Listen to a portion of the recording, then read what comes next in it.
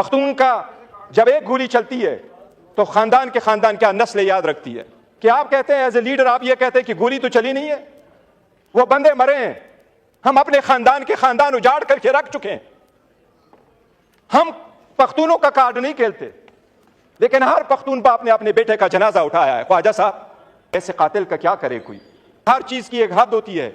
जनाब स्पीकर, मैं समझता हूं इस ईवान के लिए भी शोक का दिन है, क्योंकि इसके 10 तक पे 12 बंदे शहीद हुए हैं। ये कौम जवाब भी मांगेगी, एहतिसाब भी मांगेगी। जनाब स्पीकर, पाकिस्तान तहरीक इंसाफ की ये हिस्ट्री रही है, बावजूद इसके कि हर किस्म का जुल्म पाकिस्तान तहरीक इंसाफ के साथ हुआ है। हमारे लोग जख्मी भी हुए, शहीद भी हुए, हमने जनाजे भी उठाए, उनको साथ लेके गए, लेकिन फिर भी हमने एहतराम का रिश्ता हाथ से नहीं जाने दिया। जनाब स्पीकर, इतना तो बंदा कर्ज करे कि अगर गोली चले भी तो कोई जवाब दे दो, रिमोर्स शो करो, उसकी अपॉलॉजी करो, उसका केस करो, उन लोगों को कंपेंसेट करो। जनाब स्पीकर, मैं अपना तकरीर कन्फाइन करूंगा जो इस्लामाबाद का मासिकड़ हुआ है उस वकूए पे। मैं पहले दिन ये कहता चला आ रहा हूँ जनाब स्पीकर कि कौमों की ज़िंदगी में जमहूरियत सबसे बड़ा अंसर है, और जमहूरियत फ़कत इस असम्बली का नाम नहीं है, जमहूरियत फ़कत इस हुकूमत का और इनकी कैबिनेट का नाम नहीं है, बस जमहूरियत का एक हिस्सा, एक हुस्न ये होता है कि हम इस ईवान में एहतजाज करते हैं, पब्लिक सर्वेंट दफातर में एहतजाज करते हैं, और अवाम सड़कों पर एहतजाज करते हैं। जनाब स्पीकर, इस मुल्क की बुनियाद, सिविल सोसाइटी की बुनियाद, सिविल और पॉलिटिकल स्ट्रगल की बुनियाद एहतजाजात से शुरू हो जाती है और ईवानों पे जाके ख़त्म हो जाती है, लेकिन वहाँ गोली चलाने का कोई तसव्वुर नहीं होता। ये इस मुल्क की बुनियाद है, ये अवाम का बुनियादी हक है कि वो पीसफुल तरीके से आके अपना एहतजाज रिकॉर्ड करवाए। जनाब स्पीकर, उन लोगों का अंजाम देके जो पीसफुल स्टूडेंट में हसीना वाजिद तहरीबकार कहा करती थी, उसका अंजाम क्या हुआ है? जनाब स्पीकर, पाकिस्तान तहरीक इंसाफ की ये हिस्ट्री रही है, बावजूद इसके कि हर किस्म का जुल्म पाकिस्तान तहरीक इंसाफ के साथ हुआ है। हमारे लोग जख्मी भी हुए, शहीद भी हुए, हमने जनाजे भी उठाए, उनको साथ लेके गए, लेकिन फिर भी हमने एहतराम का रिश्ता हाथ से नहीं जाने दिया। इनके वज़ीर आज़म ने हमें तहरीबकार कहा, लेकिन आज तक हमने इनको तहरीबकार या कातिल लीग नहीं कहा, वरना वो लफ्ज़ आप लोगों का हमें याद है। जनाब स्पीकर, ये एक चीज़ याद रखे, इस मुल्क में कमीशनें बनी, सब कुछ हुआ, लेकिन लोग गोली की गूंज नस्लों तक याद रखती है, वो बोलती नहीं है। लेकिन मैं आपको मौजूदा रीसेंट मिसालें देता हूं, आप सारी दुनिया की मिसाल ले लें। अब रिसेंटली इंडिया के पार्लियामान को प्रोटेस्टर ने स्टॉर्म कर लिया, इंडिया की ईमान को प्रोटेस्टर ने स्टॉर्म कर लिया।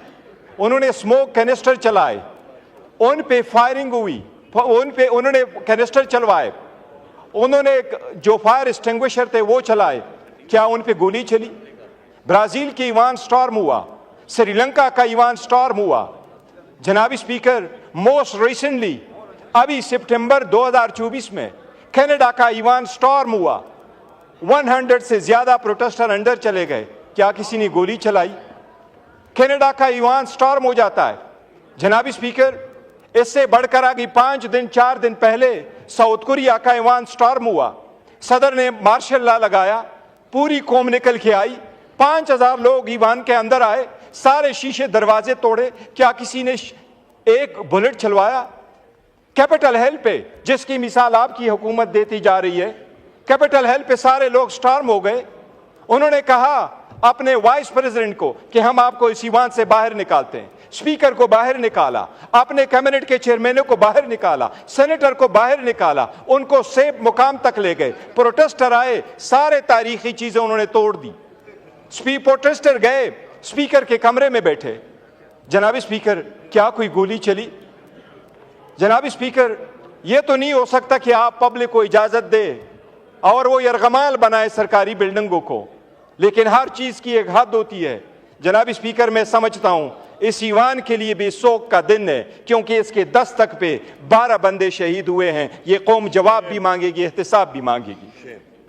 जनाब स्पीकर, इतना तो बंदा कर्ज करे कि अगर गोली चले भी तो कोई जवाब दे दो, रिमोर्स शो करो, उसकी अपॉलॉजी करो, उसका केस करो, उन लोगों को कंपेंसेट करो जिनके दिलों में रिमोर्स नहीं होता।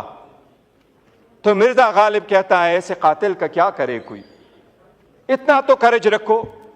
ख्वाजा साहब, आपके तजर्बे से हम पैदा लेना चाहते हैं। सबसे ज्यादा, मेरी उम्र से ज्यादा आप इस ईवान में रहे हैं। आपको ये सूद, आपको ये जेब देता है कि आप कहते हैं एज ए लीडर, आप ये कहते हैं कि गोली तो चली नहीं है, वो बंदे मरे हैं। हम अपने खानदान के खानदान उजाड़ करके रख चुके हैं। हम पख्तूनों का कार्ड नहीं खेलते, लेकिन हर पख्तून बाप ने अपने बेटे का जनाजा उठाया है। ख्वाजा साहब, पख्तून का जब एक गोली चलती है तो खानदान के खानदान क्या नस्ल याद रखती है। अगर आप सिर्फ इतना करते, उनको कंपेंसेट करते, मौसम बताते कि जो जो लाजिम है, पहले भी तो हुआ है। आफ्ताब शेरपाव के दौर में तहरीक चली, निफाज शरीयत की तहरीक चली, गोली चली, 8 बंदे मरे, पर्चा रजिस्टर हुआ, अपॉलॉजी हो गई, वो सबके घरों में चले गए। सारे लोगों ने कहा हमने आपको माफ किया है। ये बदले लेने का वक्त नहीं था, लेकिन आप भी पर्चे का तो कह देते, केस के इन्वेस्टिगेशन का तो कहते हैं, आप आ जाते, रिकॉर्ड तो दे जाते। आपके दर पे ये आए हुए हैं, ये आपके सिटीजन है, ये हमारे सिटीजन है। जनाब स्पीकर, हमने जुल्म का बदला जुल्म से नहीं दिया। हम कहते हैं केपीके में हमारी हुकूमत है, लेकिन केपीके के सारी हुकूमत, सारी अवाम, सब कुछ तो पाकिस्तान तहरीक इंसाफ के तो नहीं है। सारे अक़वाम वहां बसते हैं, हर मजहब का बंदा वहां रहता है, हर पॉलिटिकल पार्टी से लोग एफिलिएटेड है। क्या वहां की हुकूमत उन लोगों पे गोलियां चलाए? हमने तो नहीं किया। हम 2 सीटें हारे, 2 सीटें हारे। यहां आप धांधली करते, हम भी तो धांधली कर